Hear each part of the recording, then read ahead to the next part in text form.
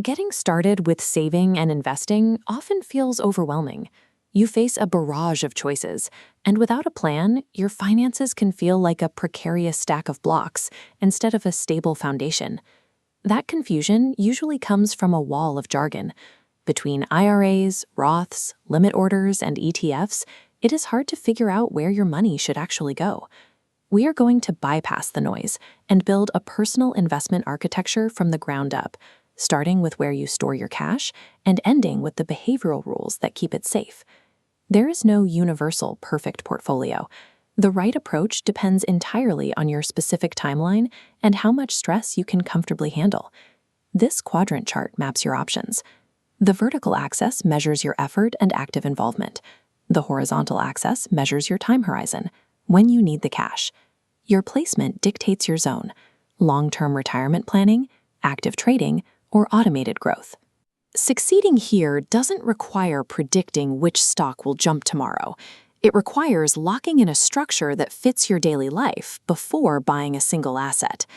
The first major fork in the road is purely structural, selecting the vehicle where your money will actually live.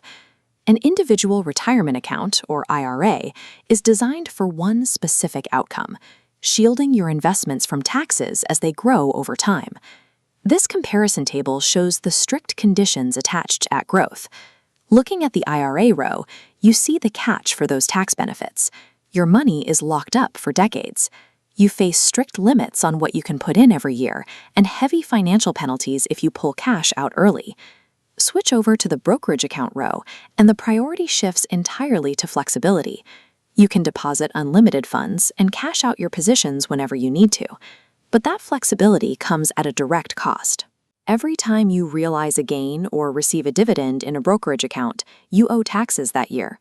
That annual tax bill creates a drag on your compounding growth over time. Once you choose the account, you have to decide who manages it. For a hands-off approach, modern investors often route their funds through a robo-advisor. These algorithms automatically balance your portfolio based on your risk tolerance. The trade-off is granular control. You surrender the ability to pick and choose individual stocks. Your choice of account and management layer permanently dictates your tax burden and your liquidity. They form the non-negotiable bedrock of your entire strategy. With your account set up, you move to the mechanical pipeline of buying an asset. You tell the market how to execute trades. The default path for most buyers is the market order. This is designed for investors who prioritize immediate execution above all else. This decision tree maps out how trades are processed. If you follow the path for a market order, you see the core trade-off.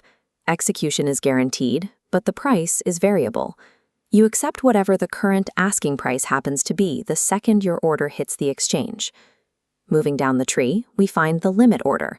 This is for optimizers who are strictly price-sensitive and demand total control over their entry or exit point. You set a specific target price. But if the stock never reaches that exact number, the order simply sits there. You get the exact price you want, but you risk missing the asset entirely. Finally, there's the stop-loss order, functioning as a downside protection mechanism. You set a price floor, and if the stock drops to that number, it automatically triggers a sale. The danger here is normal market volatility. A temporary, short-term dip can trigger an unwanted sale, forcing you to lock in a minor loss right before the stock rebounds. Ultimately, order types are just mechanical levers. You are always trading the certainty of an execution for the certainty of a price. But the most critical factor in this entire architecture isn't mechanical. It's human behavior and emotional discipline during market chaos. Severe economic downturns and geopolitical shocks happen. When they do, watching your portfolio drop in value day after day induces immediate panic. The intense psychological urge is to sell off your investments during a dip to stop the bleeding. You want to get out, find emotional relief, and wait for things to calm down. J.P. Morgan tracked 2 decades of historical data to test the mathematical cost of that exact pulling out strategy. This chart visualizes the cost of that panic. An investor who stayed fully invested for 20 years saw a $10,000 initial investment grow to over $64,000. But an investor who tried to time the market and missed just the 10 best days of that entire 2-decade span saw their return cut in half, dropping below $30,000. Here is exactly why market timing fails. Historically, the market's absolute best performing days cluster within 2 weeks of its absolute worst days. During the 2008 financial crisis, the markets plummeted. Those who sold to avoid further losses locked themselves out of the massive recovery that followed.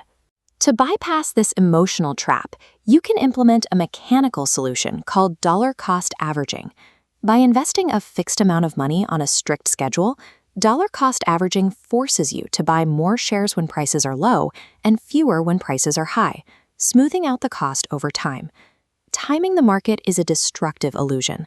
Long-term wealth is built by enduring volatility to capture the recovery, not by running from it.